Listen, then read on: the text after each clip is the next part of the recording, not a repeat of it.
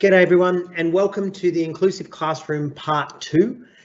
Today we're going to be focusing specifically on writing support and all the cool things that you can do across the Microsoft stack to support your students with writing. This webinar, being Part 2, is built very much on Part 1, so I do encourage you to go back and look at Part 1, which is where we looked specifically at Immersive Reader as reading support. Today we're going to focus on a little bit on Immersive Reader for writing support, but on some other really cool tools as well. So jumping in, let's have a look. So I'm going to take you into the Microsoft Educator community because there's a couple of things I want to draw your attention to in there. We're going to talk about the inclusive classroom again and what we mean by the inclusive classroom. Then we're going to look at writing support with Dictate. Okay, so Dictate is right across Office now and Office Online. Then we're going to look at writing support using Immersive Reader, and then we're going to look at Editor, both on our local machines, fully installed on Office, but also online, Editor Online, which has been released quite recently. Then we'll look at word prediction for Windows 10, and then we'll look at a little bit about writing with the Word desktop app as well. Next steps, and then that's when we'll finish. So our mission is to empower every person and every organisation on the planet to achieve more. That is Microsoft's mission statement, and you can see there again I've underlined every person because it's really key that we understand that Microsoft has a degree of responsibility, which we take very seriously, that our tools not just helping, in inverted commas, the mainstream, but everybody as well, and people that may be on the margins of their ability. All right, so let's jump into the Educator Center. So that's at education.microsoft.com, education.microsoft.com. I'm not going to spend too long on this because we've sort of looked at this before in our other webinars, but I do want to take you in and show you just quickly that we have a whole heap of courses that are available to you here.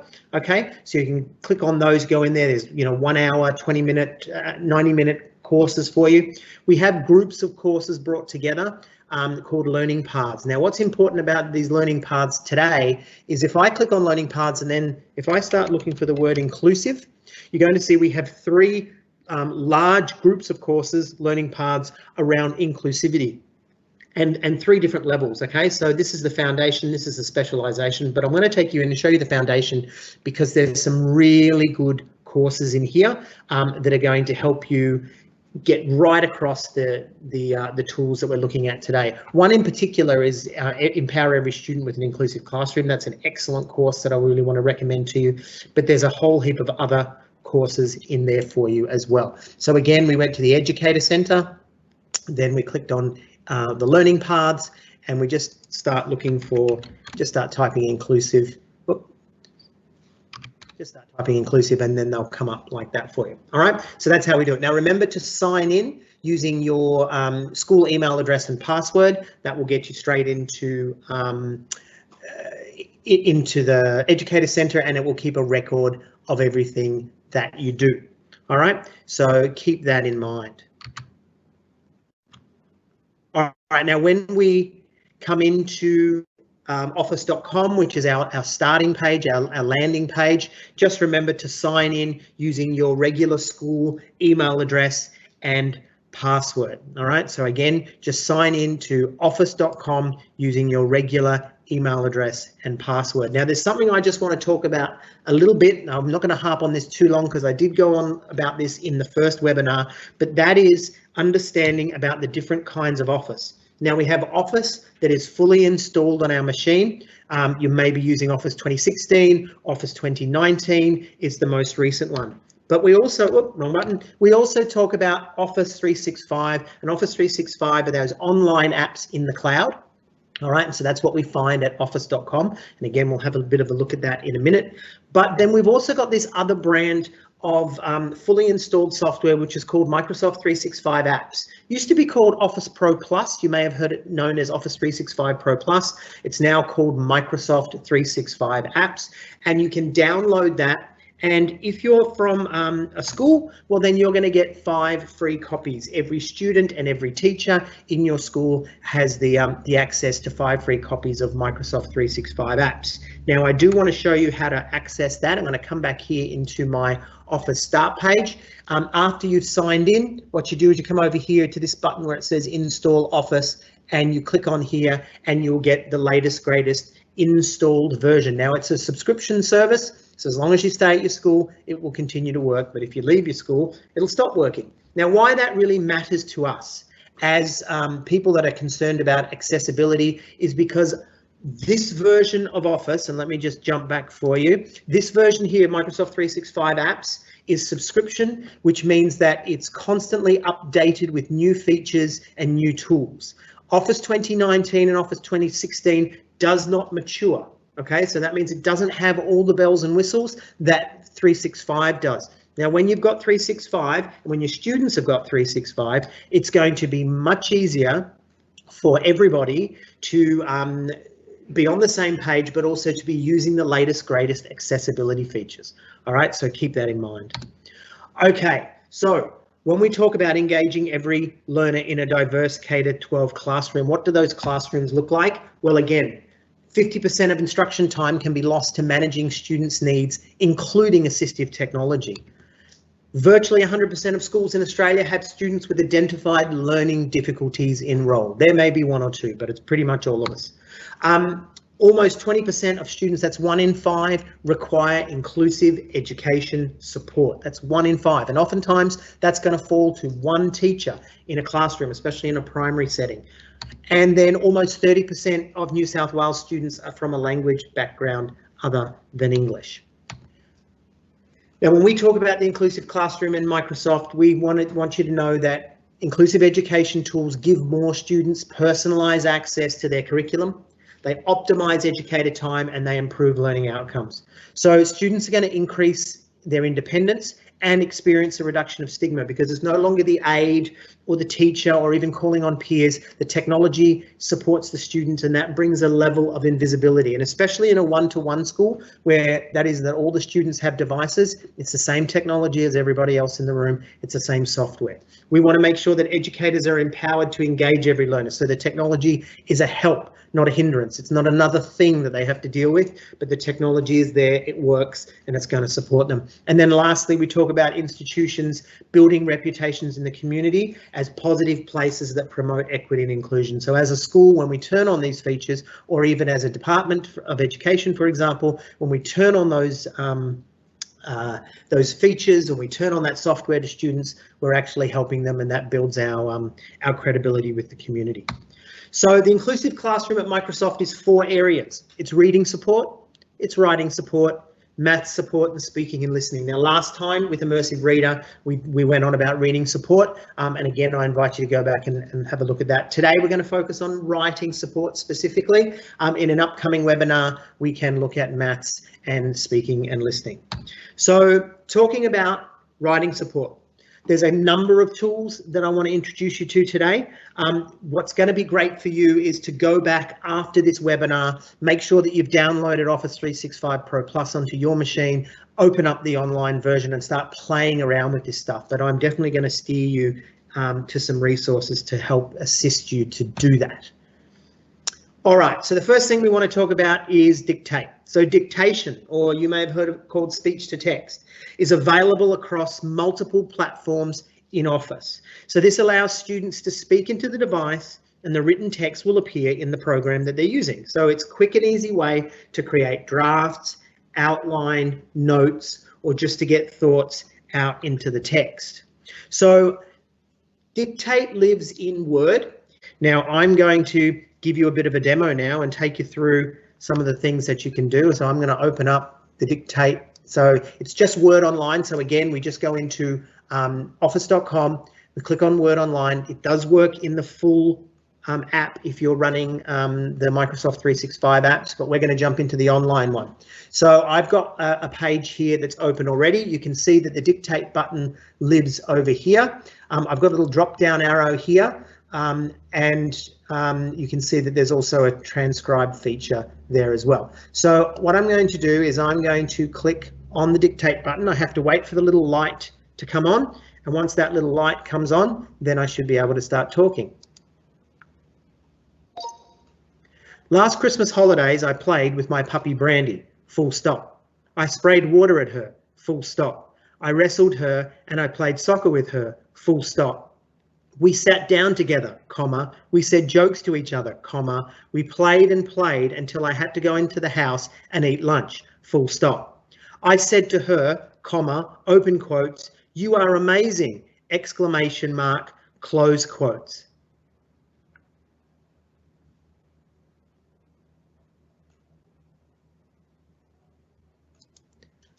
Okay, so you can see there it took a little bit of a moment to catch up. Okay, so I always find that it's good to look away from the screen when I do that, but you can see there that it's pretty good. Okay, so it missed the capital I there, but pretty much it did exactly what I wanted it to do. So remembering this is using an AI, okay, and this is using a service that is actually online, so you do need to be connected to the internet. And you notice as well that you have to punctuate, so that's really good for teachers. Actually, I might just make this a little bit bigger for you guys because I'm sure that's a little bit hard for you to see.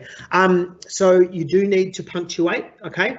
And as I said, for teachers, that's a really good thing. Now, if I was going to add some more as I dictate, I just want to show you what happens. I'm going to click that on there and I'm going to show you the settings button here. So when I click on the settings button, I'm going to turn that off. When I click on the setting button, the spoken language can be set. All right, so you can see here that I've got English UK.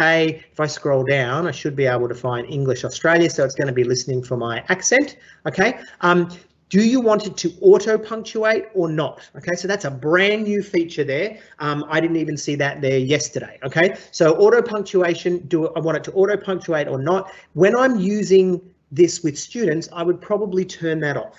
Okay. And then you've also got the ability there to input voice commands as well. So some of the punctuation that you're going to use, it's going to be things like this. You can see here, you can say full stop, or if you're American, you can say period, comma, question mark, exclamation point, exclamation mark, etc. So those are the punctuations that you can actually use. Now, the cool thing about this, about Dictate, is it's available in Word, it's available in PowerPoint, it's available in Outlook, and it's available in OneNote. Okay, now when it comes to the online versions, it's available in Word, OneNote, and PowerPoint. Okay, so Word, OneNote, and PowerPoint for the web, but for our desktop apps, it's in Word, PowerPoint, Outlook, and OneNote. All right, so that's Dictate. Now, the cool thing about this is you don't need to train it. You don't need to teach it. It will actually just pick up your voice. The more you use it, though, the better you get to know how fast and slow to speak and things like that. I find that I'm much better at it than I was when I started. But yeah, again, there's no training, there's no coaching it and that kind of thing, which is happening with some of the older software around dictation. All right, now Immersive Reader. As we saw in our last webinar, the Immersive Reader is this free tool that aids with independent reading and comprehension. Because it lives in so many apps and platforms, it helps readers with many different aspects of their learning. There are features within this tool that read text out loud, break it into syllables, provide options for visual layout, such as spacing between the lines, letters, words, colours, themes. Again, go back and watch the last webinar for a complete demo around Immersive Reader. But writing can also take place when the Immersive Reader is being utilised. So it allows students to consume their text with their visual preferences, as well as hear their writing read aloud. So now students who can't see their errors for a multitude of reasons can hear them. They create revisions and edits with their own voice and then hear it read back to them throughout the entire process. So what I'm going to do now is I'm going to jump into another demo for you. So this is Dictate with Immersive Reader. Now what's happened here is the student has gone in, they've already dictated, okay? But you can see there that already we're seeing that there's some errors and bits and pieces, but the student that can't see those errors are going to really struggle, okay? So having that Immersive Reader being able to read their own writing back to them, okay? So this is all about assisting them with their own writing. So they put it down on paper, but now they're struggling to actually understand what's wrong. So by turning on Immersive Reader, then we went to see him. Let's start at the start. Last week, me and my dad went to see a guy about fixing our fence. He was really expensive, about $300. So Dad decided to try another guy. Then we went to see him and he was cheaper. So you can see there that there's absolutely no pausing and no spacing and things like that. So that's going to actually draw the student's attention to the fact this is one gigantic sentence. The other thing too is if there's spelling errors, it will read phonetically, and most of the time those spelling errors will actually they will be orally available to the student. All right, so that's how we can use that as a Immersive Reader as a writing tool in that instance. But we're going to come back because there's a little bit more I want to share with you about some of the things we can do with Immersive Reader. When we combine it, dictation with Immersive Reader, that means the student can write to a degree of independence not seen before. So students can dictate in their own voice and then use Immersive Reader to assist them in the editing and revising process. All right, so I'm going to give you an example of that. I'm going to delete this. I'm going to come back to my home tab and to my dictate feature.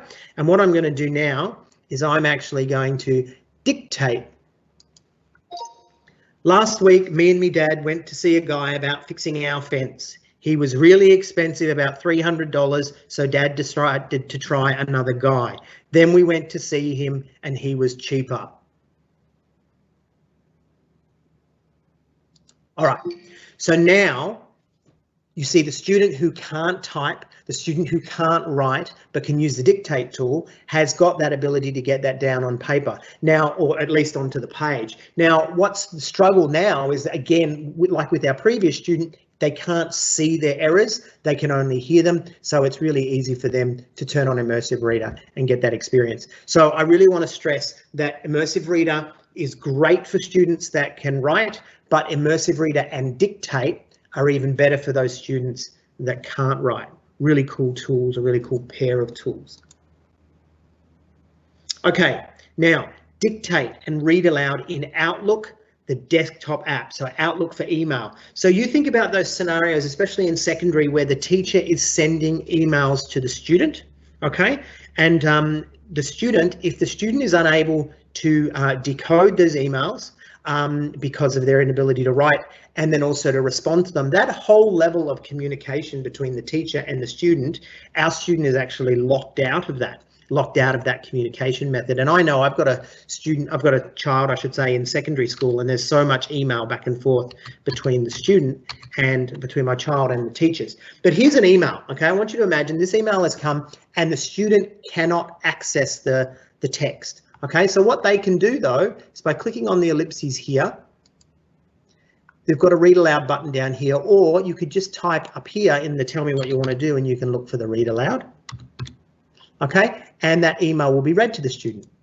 Dear students, please make sure you have your assignments to me by Thursday.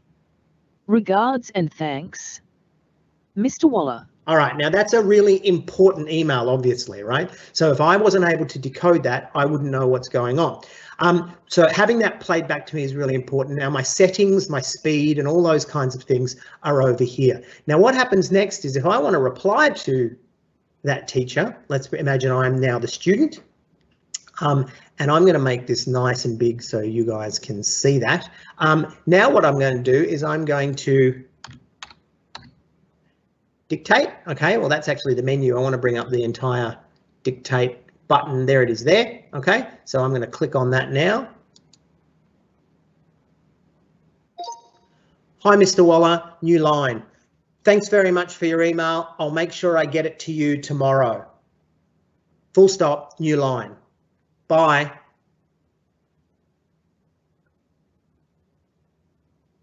Okay, so you can see there, I'm just going to turn that dictate off. All right, so you can see there that now I have the ability not only to hear my email, but I can dictate back to the teacher, which is pretty cool.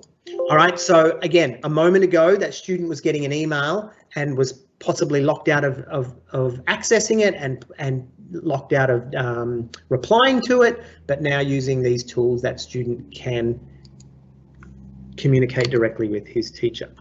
Okay, let's keep moving. Now, further writing support. So if we're going to support students to write, we know that fixing everything is not productive. We want to encourage students to choose what's most important. And teachers know that tackling everything at once can be overwhelming. So we want tools to let students self-assess their writing and clearly see what to work on.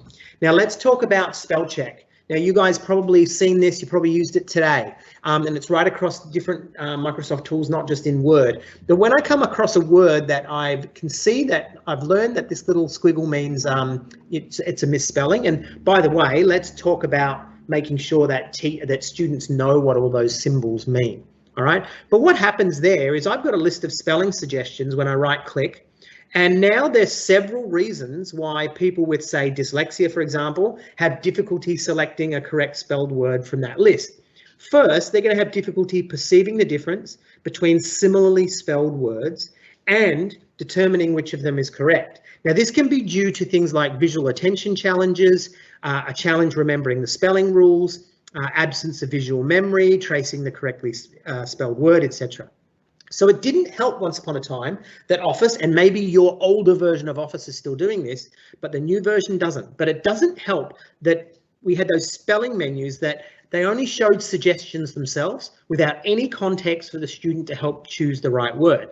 And secondly, having too many choices is going to slow decision making and causes what's called decision fatigue in the students. And this applies to everybody, but especially pertinent to young writers who have more difficulty with reading speed and accuracy and slower processing time.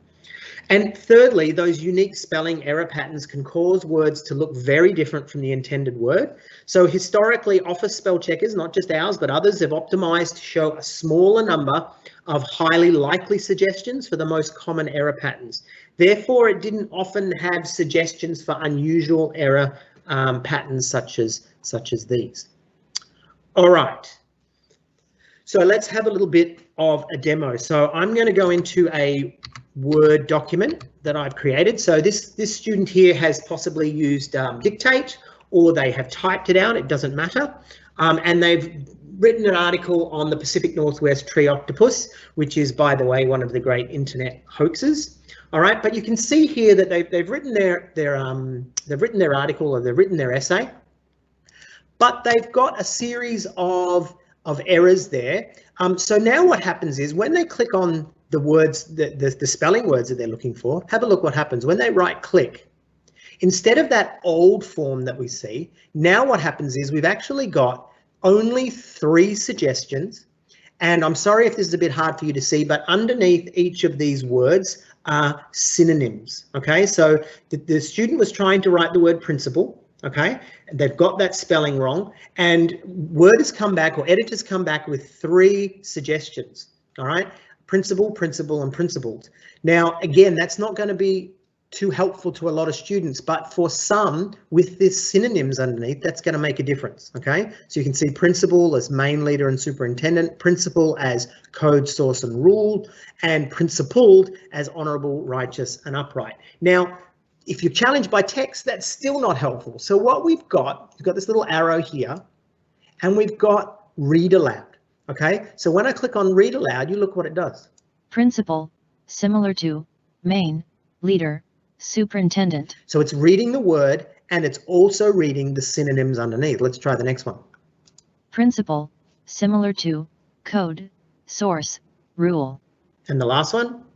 Principled, similar to, honorable, righteous, upright. Okay, so the student can actually see and hear the suggestions. All right, now let me talk about some of this and why it's set up the way it is. Now, we've chosen to show synonyms as opposed to definitions or usage samples because they are the most efficient at the level of reading. The fewer words are required to convey enough information to make a decision. And of course, less text will help students, for example, because visual crowding, more text and impaired visual search would be less of an issue.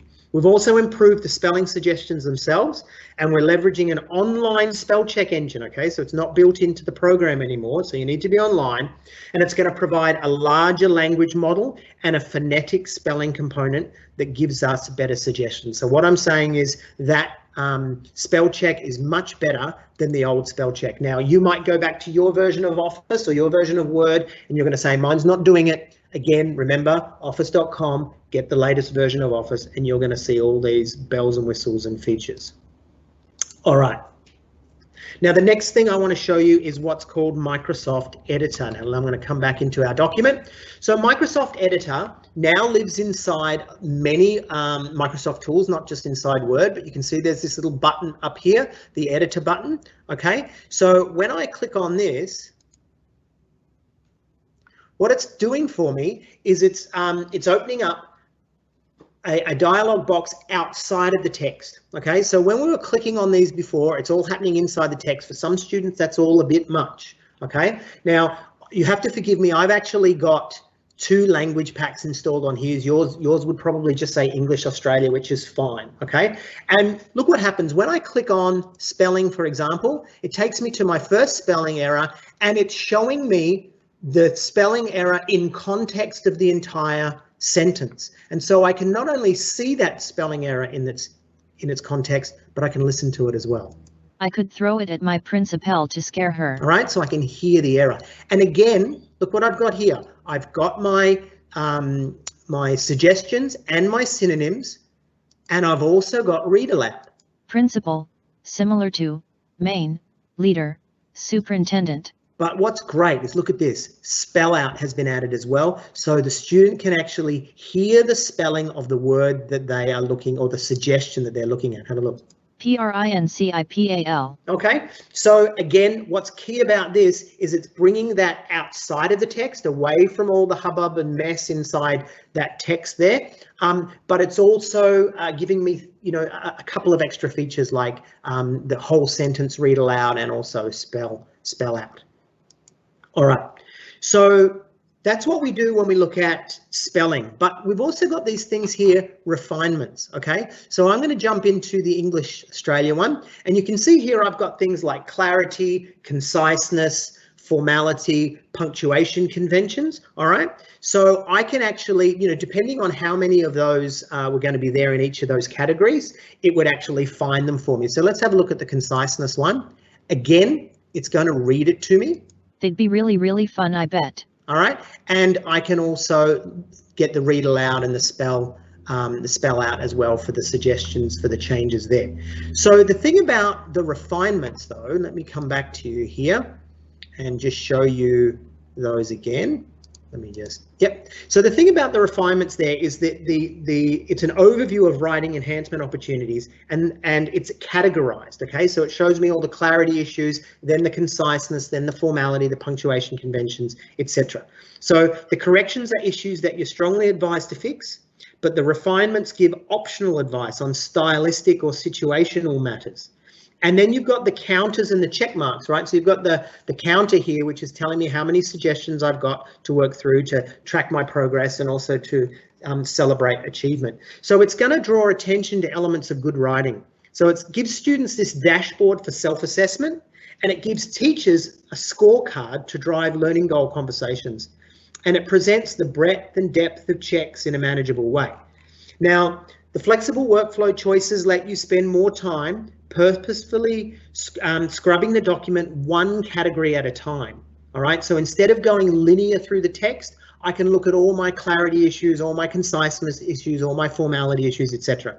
And then I can fix them in a recommended sequence. And I want to show you what that looks like. When I click here on settings, I can actually scroll down here to, it says here, I'm here in proofing and here in writing styles. And when I click on settings, I can decide which of these to turn off and turn on. All right, so whether it's vocabulary, inclusiveness, formality, etc. Some of these may not be an issue to some of your students, and so you turn them off. All right, but the ones that are, you want to leave ticked so that it's going to draw their attention to it. So a little bit of setup there when you're working with the student in the first place, and maybe revisiting those as the student starts to master those different issues as well. All right, so again, I clicked on editor, and then I clicked on settings, proofing, and then down here under writing style was where I looked at that.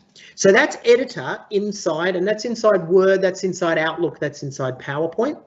All right, so just look for the new editor button.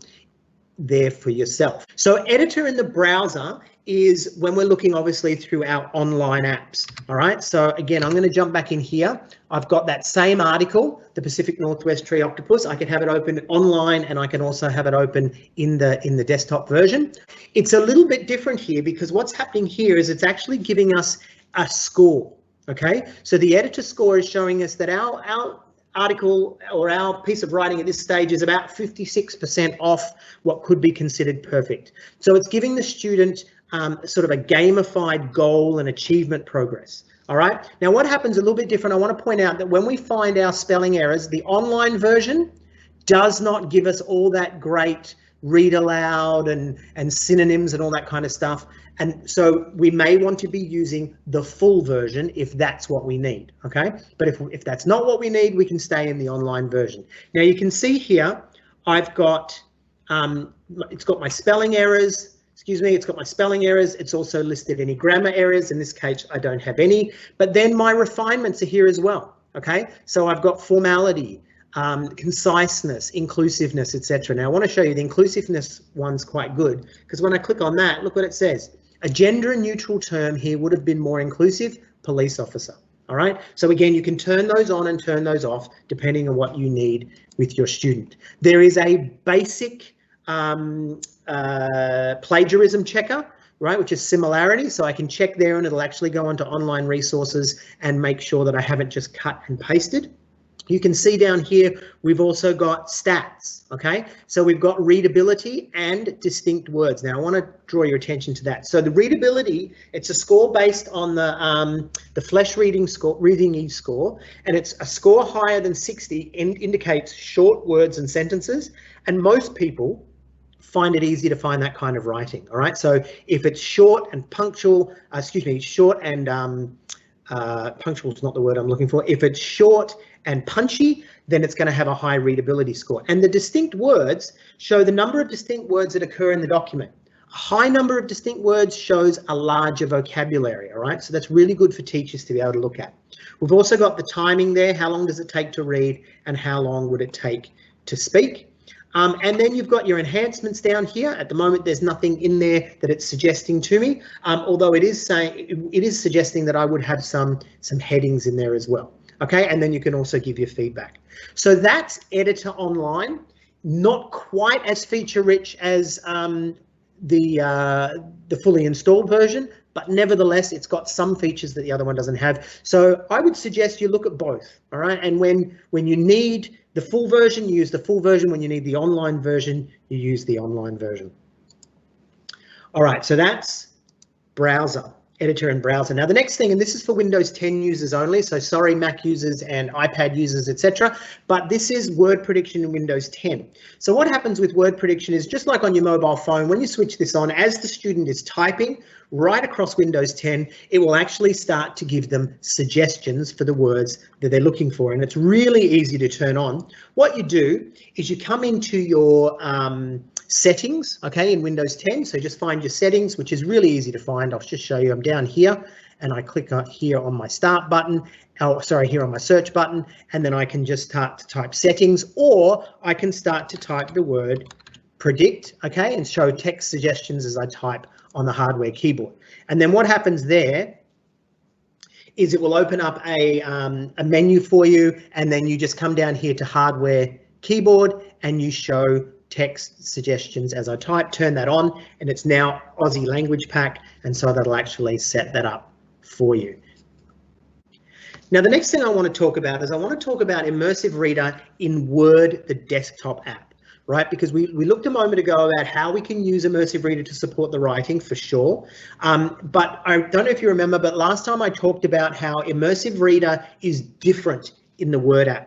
It's very different actually, but it's better for writing in the full Windows 10 app. So in this document, when I want to turn on Immersive Reader again lives in view. It's called Immersive Reader, but it has very different features. And let me show you what I mean. When I turn on Immersive Reader, you can see here, okay, there is no highlighting of parts of speech. There is no picture dictionary, and there's no ability to translate inside Immersive Reader. But where it is better is I can still change the column width, okay? so I can make it narrow, wide, etc. All right, I can change the page color. I've still got line focus. I've still got the ability to turn the text spacing on and off. I can syllabify, and I can also have read aloud. So it would actually read aloud for me. But where it's key is I can actually continue, if I click down here, I can actually continue the man went home.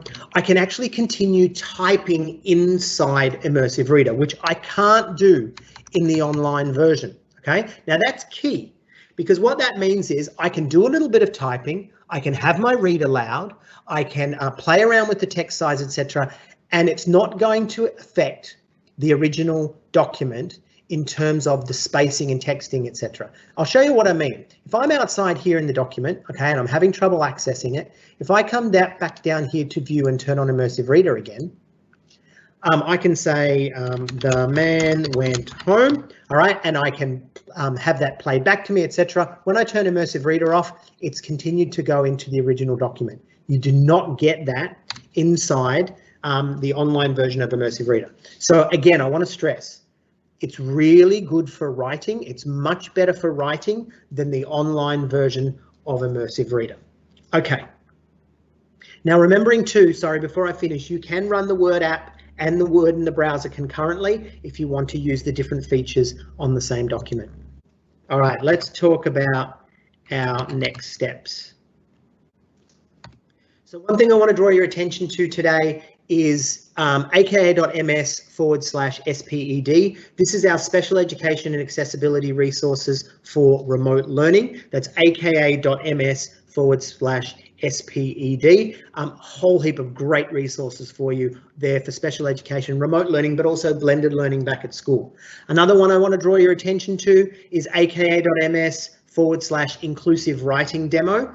aka.ms/inclusive writing demo. This will take you through a lot of the basics of what we've gone through today. It's a really good resource for you.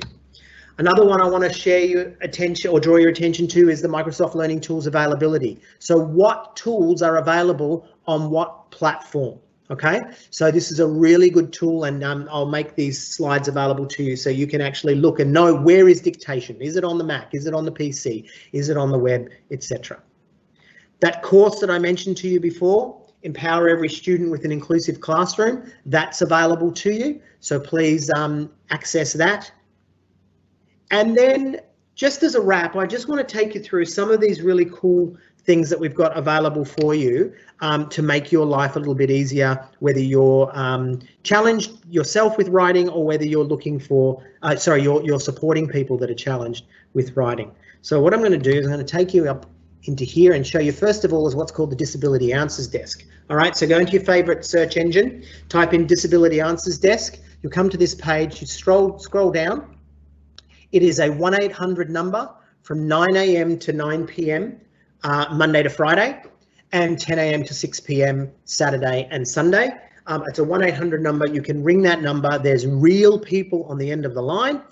You can ask them your questions about Windows and Office accessibility. Okay, it's not a help desk if your machine breaks down.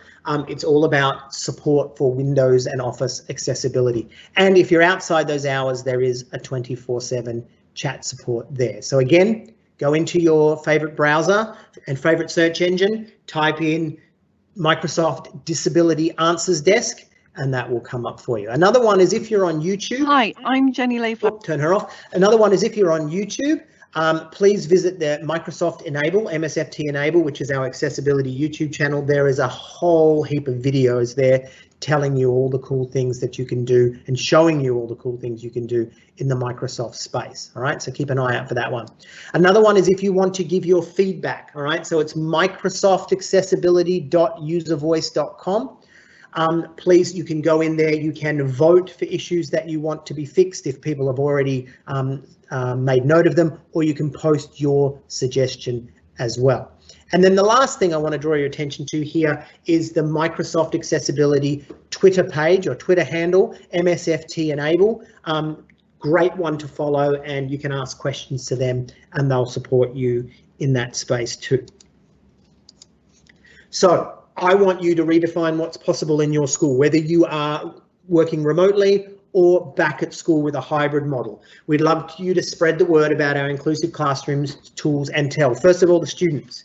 Get them connected, show them how to access their 5 free copies of Office Pro Plus or Microsoft 365 apps. Show them how to do that and also teach them how to use these tools.